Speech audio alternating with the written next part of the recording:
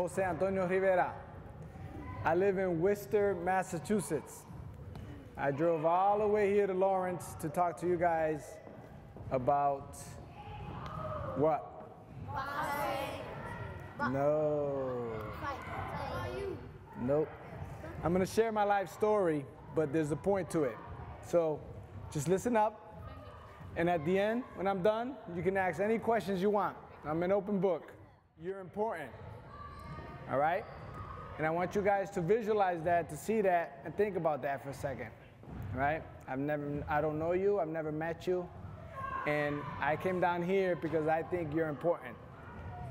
So let me ask you guys a question. Do any of you guys know what a goal is? Yeah. Goal. What's a goal? Goal is something you want to achieve. Something you want to achieve, something you want to shoot for. Is the goal more short term or long term? Long term. Short term. Dreams are long terms. And they're interchangeable. They can mean the same. They could be one and the same. So now that you guys know what they are, do any of you want to share with me what some of your goals and dreams are? Boxing. Are you a boxer? All right. To be in the big leagues, baseball? Very good. Professional football player. Professional football player. What's your favorite team? Patriots. There you go. All right. Wrestling. The fake wrestling or the real wrestling? Real wrestling. Okay. Yes. A professional skater. A professional skater like Tony Hawk? Okay. To be in the NBA. To be in the NBA. We got a basketball player. To get my golden gloves before 18. To get your golden gloves before 18. Very good goal and very doable. Or a quarterback. Quarterback. Uh-oh, for the Patriots. All right. Okay, now let me ask you guys this question. And anybody else want to share any more goals or dreams? Because none of the girls really shared. They're more reserved. What you got? You don't know what you want to be yet? It's okay, you're still young. It's no pressure. You're still young. You don't know? No. The girls are shy. All right. Next question. What are you going to need to accomplish and achieve your dreams, your goals and your dreams? What are you going to need? Train. Train. You're going to need that. And education. Education. You're going to need that. Absolutely. What else? Huh? Attitude. Attitude. You have to have a good attitude. Very good. Hard work. Hard work. You're going to need that. Confidence. He's very close. Confidence. This is what you're going to need. This is going to help you for the rest of your life. This is not just about your goals and your dreams. It's going to help you now, and it's going to help you later. What you need to be successful in life is you have to believe in yourself. It's a must. Your teachers can believe in you. Your mom and dads can believe in you. Your friends can believe in you. But if you don't believe in yourself, the chances are hard to be successful at anything you do. All right? So let me give you an example of what I'm talking about. When I was 8 years old, my dream, all right, I was raised by a single mother who took care of 5 kids. What happened? I was raised by a single mom who took care of 5 kids, and I used to watch boxing on TV with my uncles and my cousins. And I used to see the fighters winning the world championship belts. And I said, wow. I said, I want to do that. I want to become a world champion boxer. I was 8 years old. All right? Then when I was 10 years old, my mom passed away. So when I lost the only person that took care of me, that nurtured me and was there for me, I gave up. I gave up on life. I gave up on my goals and my dreams. And naturally, when you give up, you start doing negative and stupid things. And so that's what I started doing. I started hanging around with gang members and drug dealers and kids who skipped school, quit school, and simple math, 1 minus 1 equals 0. That's the negativity, right? 1 plus 1 equals, that's the positivity.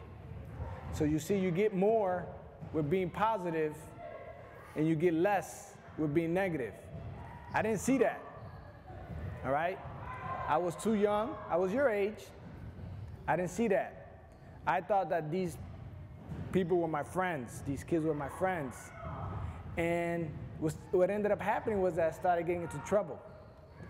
The more that I hung around with them, the more that I did stuff with them, the more that I got involved in those activities, the more trouble I started getting into. Then what started happening was that my friends started getting into trouble, started getting suspended, started getting arrested, and then some of them started dying because we weren't making good decisions. And then my aunt found out that I was hanging around with these gang members and drug dealers, and she shipped me to Puerto Rico. Before that, I was shipped around back and forth all the time, and I ended up with my aunt. And then when she found out what I was doing, she shipped me to Puerto Rico. And I quit school, and I'm working in the agriculture field. And I'm working as a 14-year-old kid, quit school, working in the agriculture field, which is one of the hardest line of work there is. That's some hard work. You're working in the fields. And I was getting paid $5 a week. But that's what happens when you have no education. They will take advantage of you because you have nothing to offer. It's hard to get jobs today with no education. And I learned that the hard way. I missed half of the school year. And I remember saying, this is not how I want my life was supposed to end up being. I don't remember ever talking to my friends saying, I want to work in the agriculture field. I want to be a farmer. All the friends that I grew up with, and we shared our goals and our dreams. We want to be a fireman. We want to be a policeman. We want to be a teacher, a lawyer, a doctor. I was the boxer. Now, I was far from a boxer. And I looked at everybody that I worked with that was in their 20s and 30s and 40s. And I saw myself 10 years from now, 20 years from now, that's what my life was going to look like. I was going to be like them. And I didn't want that. And luckily for me, my aunt came to Puerto Rico, the same one that shipped me to Puerto Rico. She came to Puerto Rico because she heard that I quit school, and she heard that I was doing worse in Puerto Rico than I was when I was living with her. And when I saw her, I gave her the biggest hug. And I said, please bring me back. I'll go back to school. I won't hang around with my friends. I'll change. And you know what the first question she asked me was? What's going to be different now? And my response to her was, because now I believe that I can do something with my life. That I spent all my time and energy into doing negative things with my negative friends. And if I do it, trying to be positive and go back to school, I know I can graduate and I can do something positive in my life. That was the first time that she had heard something positive come out of my mouth since my mom passed away. It was 4 years went by. Then nothing positive ever came out of my mouth but that day. And she brought me back. And she signed me back up to school. And she went to the principal and she asked the principal, what would he have to do so he can pass? So they were putting together a game plan for me. And the principal kind of smirked. She said, she's not thinking it'd be possible, but he needs to make up all his work, all his tests, all his quizzes. Plus, he needs to keep up with the rest of the school year. And at the end of the year, we're going to test him. And if he passes, we'll see how he does. He'll be good. So now I had a goal. The first goal I had since my mom passed away. I had something to shoot for. What was my goal? To make sure that I stayed in school, that I studied, and that I passed. But guess what happened? All my friends that I used to hang around with, that I got into trouble with, Remember all those negative people I was telling you about? They heard that I was back. So they used to call, or used to come knocking on my door because they wanted to hang out. And I had to make a decision. I am going to hang out with my negative friends and do negative, stupid things like drinking and smoking and stealing cars and stuff like that, getting into fights. Or I'm going to stay home, do my work, study, get good grades so I can pass, so I can accomplish my goal. And I decided I'm going to stay home. I had enough of that life. I saw already it wasn't working for me. I already knew where I ended up. They kept going in that path, but they got mad at me. These are supposed to be my friends, people who I thought were my friends. They got mad because they thought that I thought I was better than them. I had to get into a fight with some of them. So what I'm going to tell you now is, I'm not telling you how to pick your friends. That's up to you. But I will tell you this. If they want you to join gangs, drink, do drugs, smoke, skip school, quit school, or anything stupid like that, that's not your friend. That's not somebody who cares about you. All right? And it starts with you. You have to know that you're important before you can make the right decisions. Don't let other kids or other people decide how important you are. It starts with you. Once you know that you're important, you're going to make good decisions for yourself. Once you believe in yourself, you're going to work hard to achieve your goals for yourself, right? Not somebody else can't dictate that. Somebody is going to tell you that you're never going to be a quarterback. They're going to tell you that you're not going to be a quarterback, right? But what do you have to do?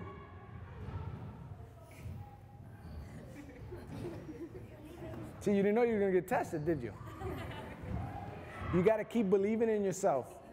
You got to keep fighting. You got to keep working. You got to keep trying. You can't give up. Right? They're going to tell you that you're not going to be a boxer. You're not going to make it. They're going to tell you that. You got to keep believing in yourself. You got to keep trying. You got to keep working hard. And you can't give up. They're going to tell you you're not going to make it to the NBA.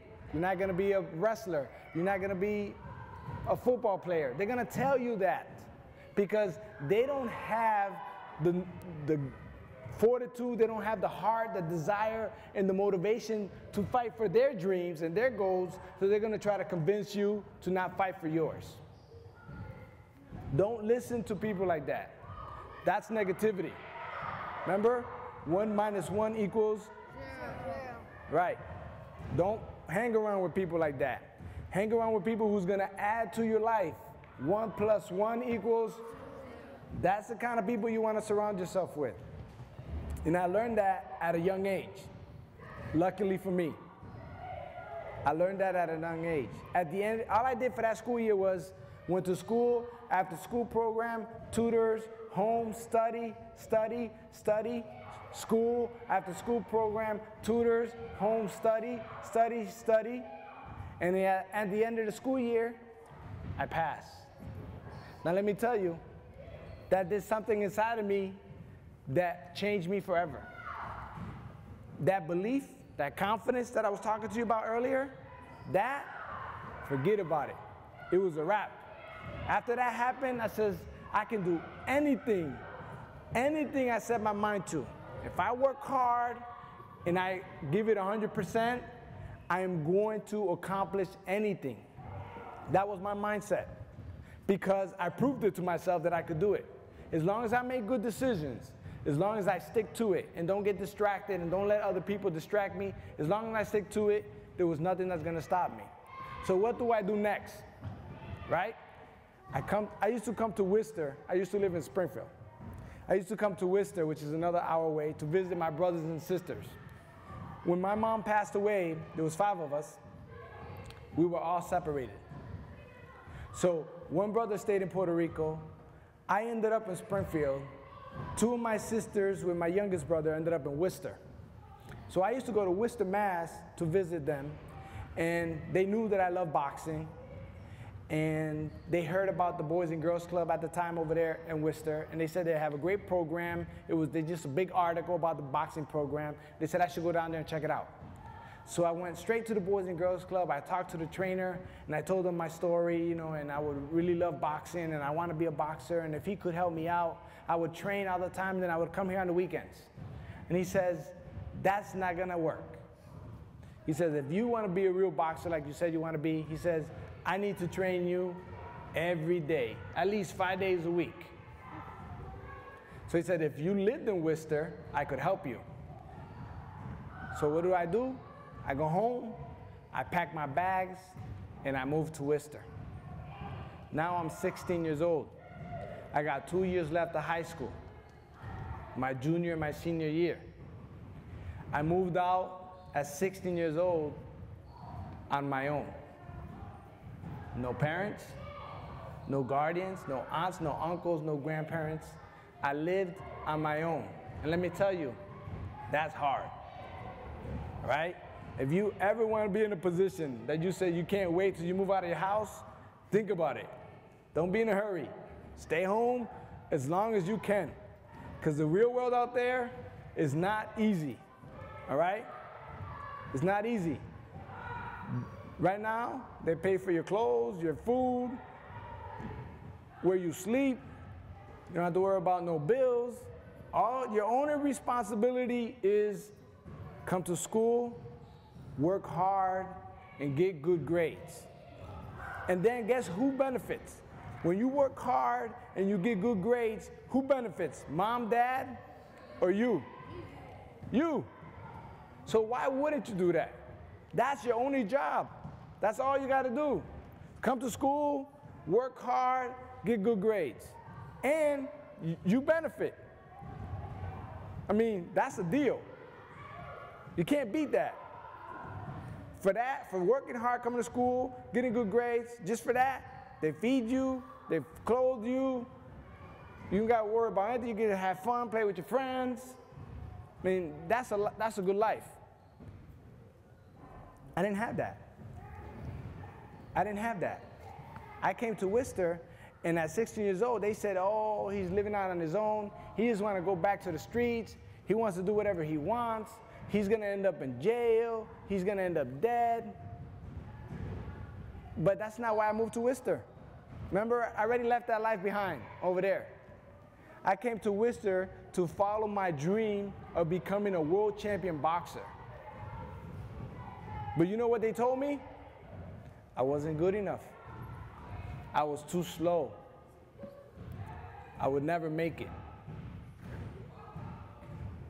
But it was okay. You know why? Because I believed in myself. That's all that mattered to me. I didn't have to pay attention, or I didn't need other people's reassurance. I just needed mine. I already knew when I work hard that I can accomplish my goals and my dreams. When I don't give up, when I don't let other people interfere, when I just stay the course and stay focused, I know that I can accomplish my goals and my dreams.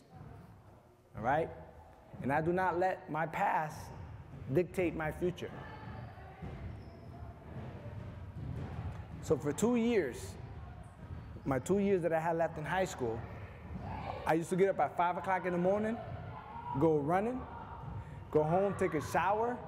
After that, go to school. After school, go to work. After work, go to the Boys and Girls Club and train. Go home, take a shower, go to bed. I had no time to have fun and be a teenager and enjoy and get into trouble. But it kept me out of trouble. It kept me in line. It kept me focused. And I was working towards my dream. And I knew I was going to graduate high school because nobody made me go to high school. Nobody made me go to school. Nobody can tell me what to do. I lived on my own at 16. If I want to go to school, I go to school. If I didn't want to go, I didn't want to go. Simple as that. Nobody made me. Nobody made me get up at 5 o'clock in the morning to go running. I did it because I wanted to, because I knew it was going to help me in my training. At graduated high school, and make sure that everybody who said I wasn't going to do it and I couldn't make it got an invitation to my high school graduation. And they came. They supported me. They was happy for me. They saw the change. They saw that I was doing better and my life was much better and I was much more happier. Because I came from, when my mom died, I came from I hated the world, I hated everybody, and I was very negative. To now, I'm living my goals, I'm living my dreams, and I'm seeing a whole different world. I'm not giving up. I'm working towards something. You gotta keep working towards something so you can stay happy for whatever it is you wanna do. You can't stay in this life over here, the negative side. You can't surround people who do those type of things because it's a waste of your time. And once I graduated high school, I started my dream. I turned pro. I wanted to pursue my dream of becoming a world champion boxer. And again, in the amateurs, I won 2 Western Mass Golden Gloves titles, a New England Golden Gloves title, a New England Golden Belt title. I went to 3 national tournaments. I took a bronze medal in the PAL Nationals. I had a decent amateur career, but nowhere near good enough for people to think that I was going to be a world champion boxer as a pro. I didn't care because, say that louder. I believed in myself. See, he's listening. He's paying attention. I love it. And I don't have time to go over my whole pro career because it was almost 20 years. But I'll tell you this.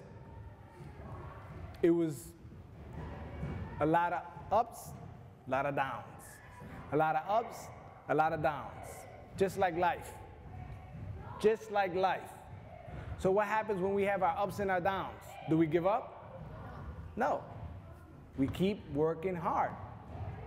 And I had many opportunities that I could have given up, but I refused to. But finally, it took me 5 years to get an opportunity to fight for a world championship. And in 1990, I turned pro in 1992. In 1997, they gave me an opportunity to fight for one of the smaller world title sanctionings. It's called the IBO, International Boxing Organization, right? That was in 1997.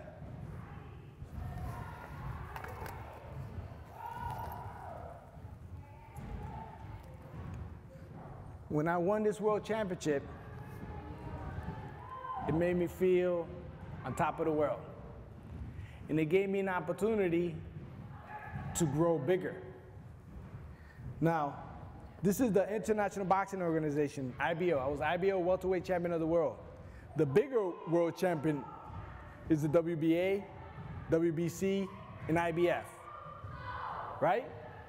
But the WBA is the biggest, the original, the top gun. And in 1997, when I won this world title, now I'm ranked in all of the major organizations, and now I'm getting ready to fight for an HBO fight.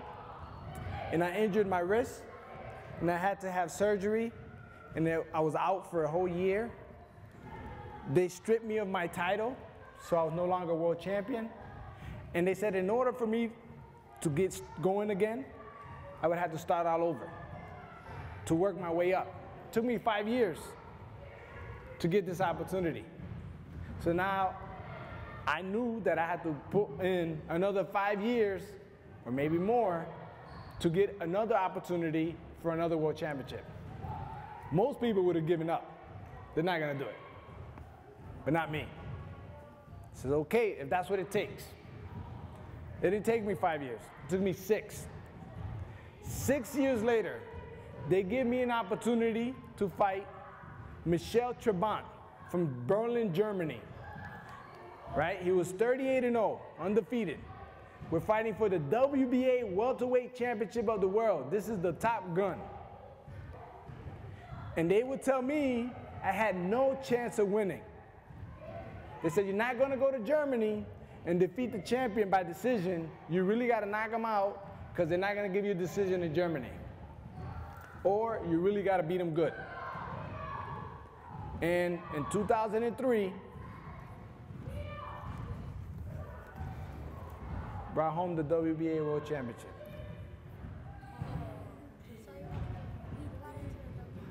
This is the WBA.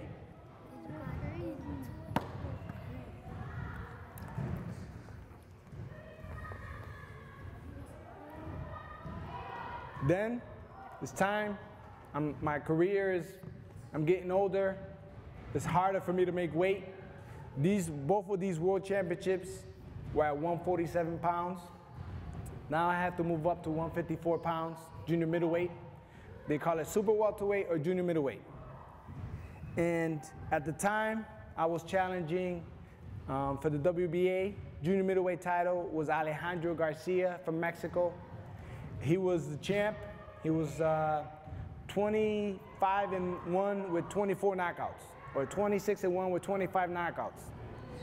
And they said, there's no way that I have a chance of beating Alejandro Garcia. He's too strong, he's too big. I'm the smaller guy, I'm moving up in weight. And that happened 3 years later. I got an opportunity to fight for the WBA Junior Middleweight World Championship.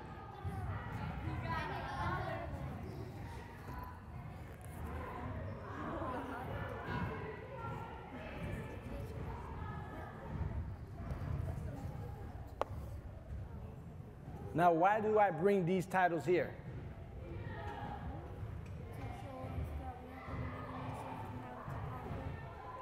Awesome. Awesome, awesome, awesome. To show you that you have to believe in yourself so you can accomplish your goals and your dreams. That's why I brought these here. Now remember, my goal started when I was 8 years old, right? When I moved out on my own at 16, my dream and my goal, even at 8, was to be a world champion boxer. Never in my mind did I think I would get an opportunity to be a 3-time world champion in 2 different weight classes. I am a kid from the streets, I'm an orphan, and I've been all over the world. I've traveled all over the country for free. That's the opportunity that was given to me because I gave up that negative lifestyle, decided to work towards my goals and dreams. I believed in myself, I worked hard, and I never gave up. So now, let me ask you another question. Am I any different than you? Am I any better than you? Am I more special than you? So if I could do it, you think you could do it? Yes. What's it gonna take? Confidence. Believe in yourself. Work hard. Goals and dreams. Huh? Dignity. Dignity is good, but you can't give up. You can't give up. You can't. Because if you give up, if I give up, none of that would have ever happened. Yeah, I believed in myself. Yeah, I worked hard. But if I give up, all for nothing. What am I believing in? That means I'm not really believing in myself if I'm giving up. You can't give up. And it starts here, where you're at right now in school. You got to give 100% here.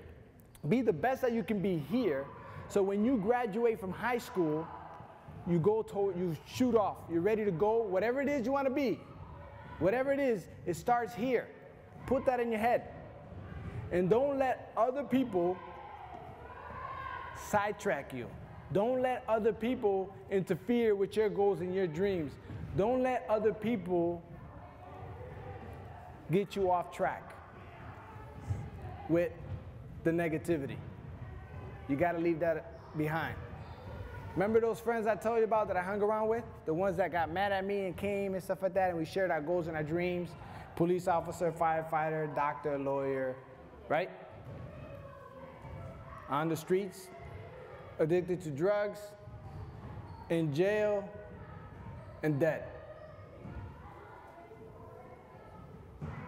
Not one of them, when we were together and we shared our goals and dreams, Not one of them said, I want to be addicted to drugs on the streets, homeless, I want to be in jail, or I want to be dead at a young age. Not one of them said that. But why does that happen? Because they made the wrong decisions. They stayed in that lifestyle. You can't afford to do that. You can't afford to do that. You're too important. You're too special. But don't believe it because I'm telling you. Believe it because you believe it. Because you know it's true. There's three kind of people in this world. There are those who see things happen. There are those who wish things happen. And then there are those who make things happen. So the question you have to ask yourself is, what kind of person am I going to be? You don't have to answer that here. That's to yourself.